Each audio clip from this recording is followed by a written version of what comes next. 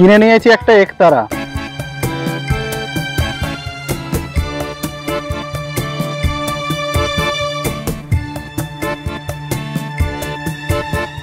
নমস্কার বন্ধুরা, কেমন আছেন সবাই? পূর্বিতা ফ্যামিলি ব্লগে আপনাদের সবাইকে স্বাগত। আজকের ব্লগ শুরু করছি বাঁকুড়া জেলার জয়পুর থেকে। আমার আজকের গন্তব্য এই বাঁকুড়া জেলার মধ্যেই, যাকে বলা হয় মন্দির নগরী বিষ্ণুপুর।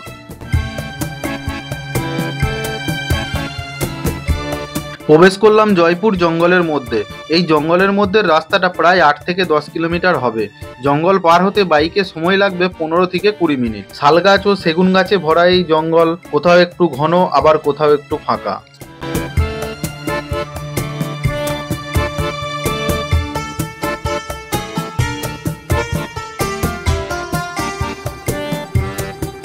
অবশেষে জঙ্গল পার হলাম। এখন প্রবেশ করছি বিষ্ণুপুর শহরের মধ্যে। আর শহরে প্রবেশ করার আগে রাস্তার দুপাশকে ঘিরে সামনে এই যে দেখছেন, এই গেটটা করা রয়েছে।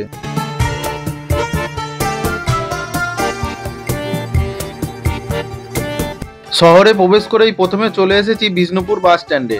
এটা বিষ্ণুপুরের বাস স্ট্যান্ড। সবার আগে বলি বিষ্ণুপুর আসবেন কিভাবে। যারা কামারপুকুর ও জয়রামবাটি বেড়াতে এসে বিষ্ণুপুর আসবেন বলে ভাবছেন, তাদের জন্য বলি কামারপুকুর চটি থেকে ভায়া কতুলপুর হয়ে যে কোনো বিষ্ণুপুরগামী বাস ধরে 50 কিলোমিটারের পথ অতিক্রম করে নেমে পড়ুন বিষ্ণুপুর বাস স্ট্যান্ডে। সময় লাগবে 1.5 ঘন্টার কাছাকাছি। যারা কলকাতা থেকে সরাসরি সড়ক পথে আসতে চান, ধর্মতলা বাস স্ট্যান্ড থেকে ভায়া ডানকুনি, আরামবাগ, কতুলপুর হয়ে যে কোনো বিষ্ণুপুরগামী বাস ধরে 140 কিলোমিটারের পথ অতিক্রম করে নেমে পড়ুন বিষ্ণুপুর বাস স্ট্যান্ডে। সময় লাগবে 4 ঘন্টার কাছাকাছি। এছাড়াও ধর্মতলা বাস স্ট্যান্ড থেকে যে কোনো আরামবাগগামী বাস ধরে নেমে পড়ুন আরামবাগ বাস স্ট্যান্ডে। তারপর সেখান থেকে ভায়া কতুলপুর হয়ে যে কোনো বিষ্ণুপুরগামী বাস ধরে নেমে পড়ুন বিষ্ণুপুর বাস স্ট্যান্ডে।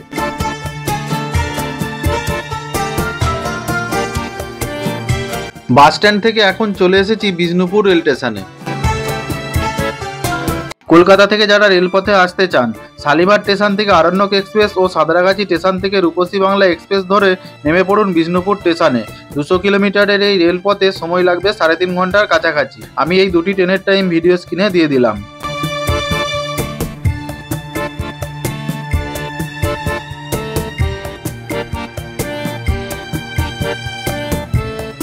বাস স্ট্যান্ড ও রেল স্টেশন দেখা শেষ করে চলে এসেছি বিষ্ণুপুর বিখ্যাত স্বর্ণচুরি, তাঁত বোনা ও শাড়ি দেখতে।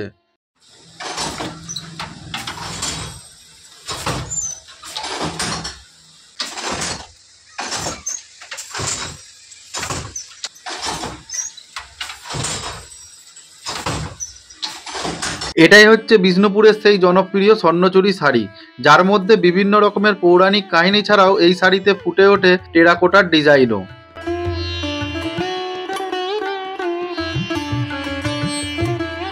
চলুন এবারে বরং শুরু করি বিষ্ণুপুরের প্রধান দর্শনীয় স্থানগুলি। তার মধ্যে সবার প্রথমে এই যে মন্দিরটি দেখছেন, এই মন্দিরটির নাম হচ্ছে রাসমঞ্চ।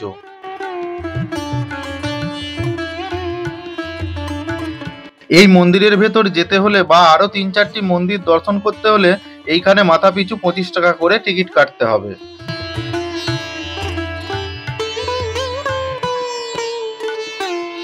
এই মন্দিরটি দৈর্ঘ্য ও প্রস্থে 24.5 মিটার ও উচ্চতা 12.5 মিটার।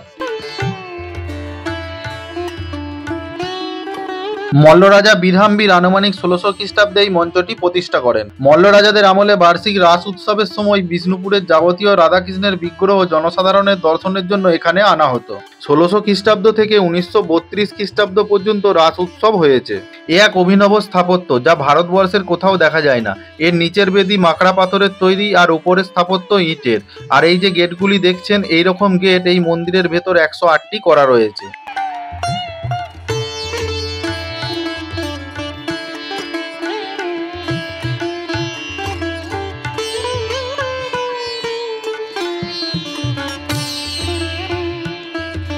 এটি হচ্ছে হোমঘর।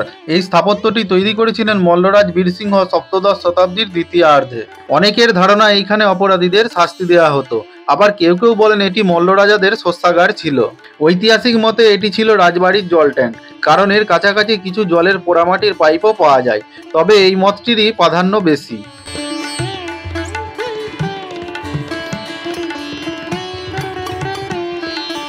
এটি হচ্ছে শ্যামরাই পাঁচচূড়া মন্দির। এই মন্দিরটি দৈর্ঘ্য প্রস্থে 11.4 মিটার ও উচ্চতা 10.7 মিটার। টেরাকোটার কাজে সমৃদ্ধ এই পঞ্চরত্ন মন্দিরটি 1643 খ্রিস্টাব্দে মল্লরাজ রঘুনাথ সিংহ প্রতিষ্ঠা করেন। পোড়ামাটির অলঙ্করণের প্রাচুর্যে এই ইটের মন্দিরটি সর্বশ্রেষ্ঠ। দক্ষিণামুখী এই মন্দিরের বাইরে ও ভেতরের দেয়ালে রাসলীলা, ফুলকারির কাজ ও রামায়ণ মহাভারতের দৃশ্য দেখা যায়।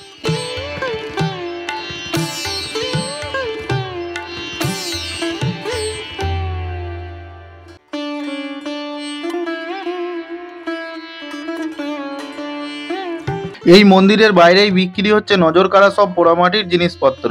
তার মধ্যে রয়েছে অনেক রকমের দেবদেবীর মূর্তি, চায়ের কাপ প্লেট ও ইত্যাদি ইত্যাদি।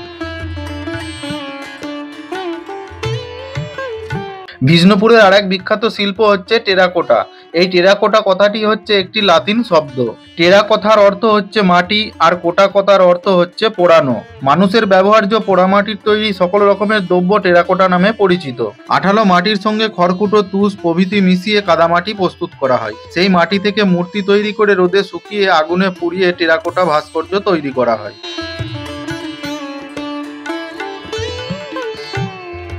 হাতে নিয়ে নিয়েছি মাটির কাপ আর মাটির প্লেট, কিনে নিয়েছি একটা একতারা।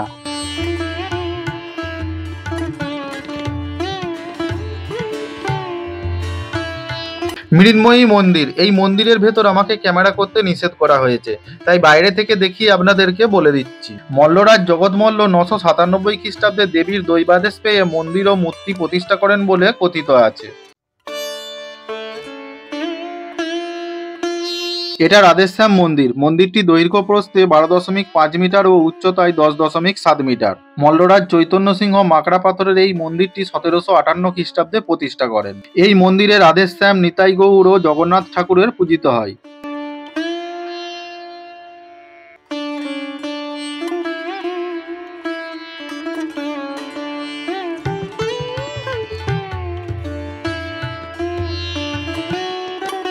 বড় পাথর দরজা। মাকড়া পাথরের তৈরি খিলান সজ্জিত এই প্রবেশপথটি পাথর দরজা বলে পরিচিত। এটাই ছিল বিষ্ণুপুরের প্রাচীন দুর্গের উত্তর দিকের প্রবেশপথ। সম্ভবত সপ্তদশ শতকের মধ্যভাগে মল্লরাজ বীরসিংহ তৈরি করেছিলেন।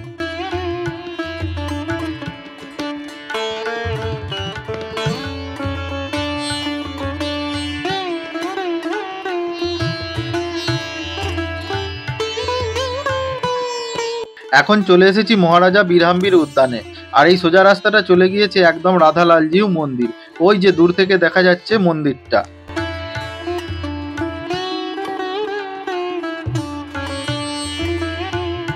প্রবেশ করলাম রাধালালজিউ মন্দিরে। মন্দিরটি দৈর্ঘ্য ও প্রস্থে 12.3 মিটার এবং উচ্চতায় 10.7 মিটার। মল্লরাজ বীরসিংহ 1658 খ্রিস্টাব্দে শ্রীরাধিকা ও কৃষ্ণের আনন্দের জন্য এই পাথরের মন্দিরটি প্রতিষ্ঠা করেন। এই মন্দিরের বিগ্রহ বর্তমানে কৃষ্ণগঞ্জ মহল্লায় নবনির্মিত মন্দিরে প্রতিষ্ঠিত।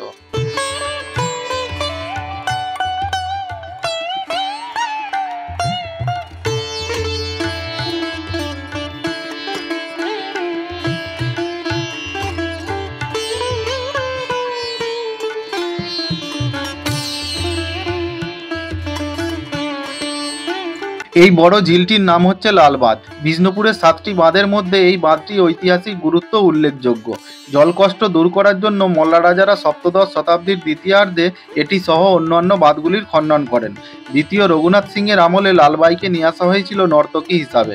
রাজা লালবাইকে খুব ভালোবেসে ফেলেছিলেন এবং এই বাঁধে তারা নৌকা বিহার করতেন। কথিত আছে ষড়যন্ত্র করে রানী এবং প্রজারা এই বাঁধে লালবাই ও তার ছেলেকে নৌকা ডুবিয়ে মেরে ফেলেছিলেন। সেই থেকে এর নাম হয় লালবাঁধ।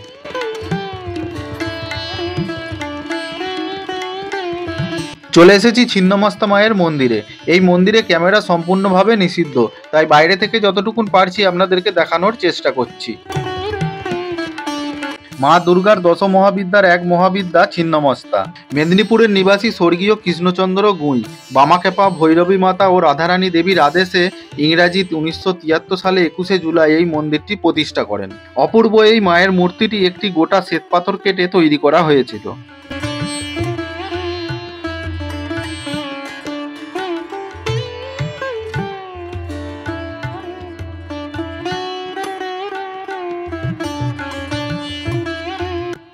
এই ছিন্নমস্তা মন্দিরের পাশেই রয়েছে একটি কামান। যার নাম হচ্ছে দলমাদল কামান।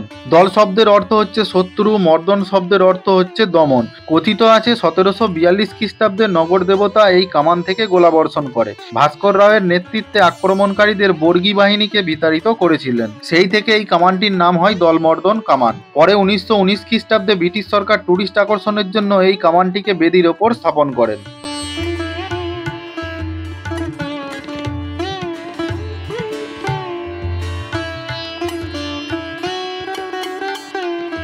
এই বিষ্ণুপুর বাস স্ট্যান্ডের কাছে থাকার জন্য প্রচুর হোটেল রয়েছে। তারই মধ্যে দুটো হোটেল সম্বন্ধে তথ্য আপনাদেরকে জানিয়ে দিই।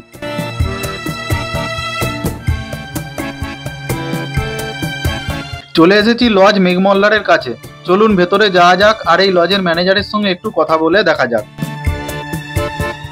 এসি রুমের ভাড়া কত? 1200 টাকা। 1200। সিঙ্গেল বেড, ডবল বেড সব আছে? এসি? না, সিঙ্গেল এসি নেই, আমার সব ডবল এসি। সব ডবল বেড? 4 বেড এসি আছে। আচ্ছা, ডবল বেড এসি আছে। আচ্ছা, 1200 টাকা। 1200 টাকা। 1200 টাকা ডবল বেড। Double bed. আর 4 বেড গুলো হচ্ছে 1800 টাকা। 1800 টাকা। আচ্ছা, আর non AC? Non AC 4 bed আছে, 1200 টাকা রেট আছে। আচ্ছা। আর নন এসি 700 টাকার রুম আছে, আপনার 500 টাকারও রুম আছে, দুরকম ক্যাটাগরি রুম আছে। আচ্ছা আচ্ছা। আর চেক আউট টাইম কটা? চেক আউট টাইম 10টায়। 10টায়। আচ্ছা। আর হোটেল কখন বন্ধ করেন আপনারা আর খোলে কখন? হোটেল বন্ধ দেখুন, আমাদের কাস্টমারকে যে বাইরে যায় কাজের অজুহাতে আসতে তার লেট হয়, তাকে খুলে দেয়। এবং নেচারালি 11টায় বন্ধ। আচ্ছা। আর খোলার টাইমটা? খোলার টাইমটা তো খোলাই থাকে। খোলাই থাকে। 6টার থেকে খোলা। আচ্ছা।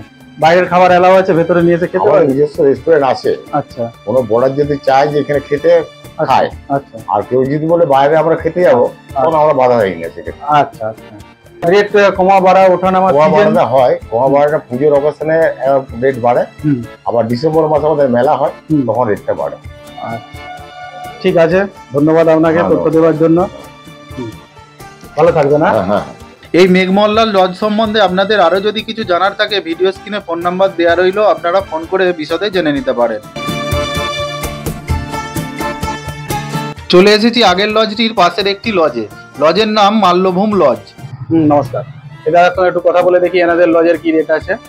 বলুন দাদা, এসি রুম সম্বন্ধে বলুন, আপনাদের সিঙ্গেল বেড, ডবল বেড কি ভাড়া আছে সব বলুন। ডবল বেডে AC room, attach bathroom, TV, 1500 টাকা ভাড়া আছে।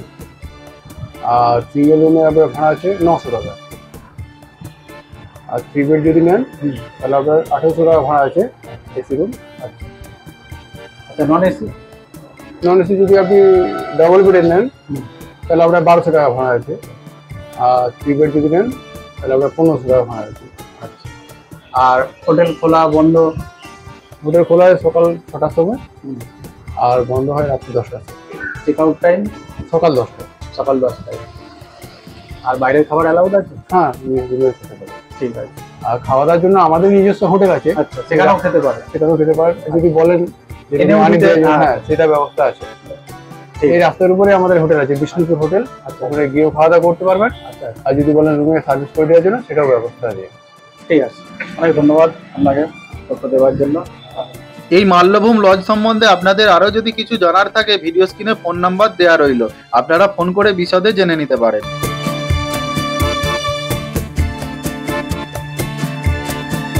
তবে বিষ্ণুপুর বেড়াতে আপনারা যে যেখান থেকেই আসুন না কেন, সব থেকে ভালো হবে এখানে এসে একটা টোটো কিংবা অটো বুক করে নিলে। ঘন্টায় 200 থেকে 250 টাকা করে নেবে, তারাই আপনাকে সবকটা জায়গা ঘুরে দেখাবে।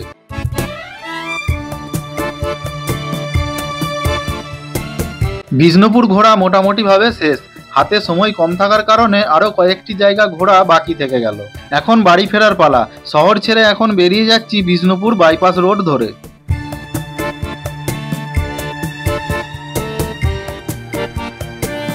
মন্দির নগরী বিষ্ণুপুরের ভিডিও এই পর্যন্তই। কেমন লাগলো আপনাদের, আপনারা অবশ্যই কমেন্ট করে জানাবেন। ভালো লাগলে লাইক ও সাবস্ক্রাইব করবেন। সবাই খুব ভালো থাকুন, সুস্থ থাকুন। দেখা হচ্ছে আপনাদের সাথে পরের ভিডিওতে। ততক্ষণের জন্য টাটা।